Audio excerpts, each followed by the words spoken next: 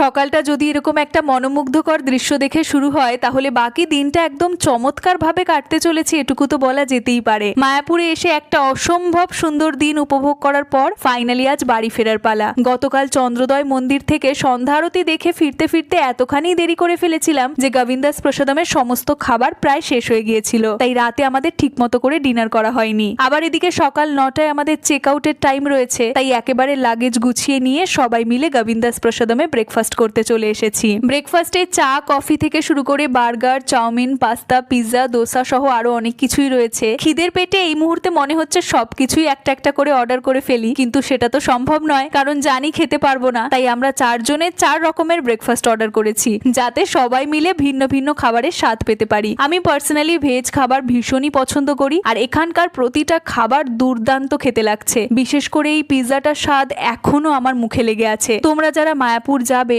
আমি বলবো কোথাও খাও কিংবা না খাও, গোবিন্দাস প্রসাদমে একবার হলেও খেয়ে দেখো। ব্রেকফাস্ট সেরে ফেরার সময় সবার জন্য মিষ্টি কিনে নিলাম। চলো অনেকটা স্মৃতি আর মনে অনেকটা শান্তি নিয়ে দুগ্গা দুগ্গা বলে বাড়ি ফিরি। দেখা হচ্ছে তোমাদের সাথে পরের ব্লগে। বাই।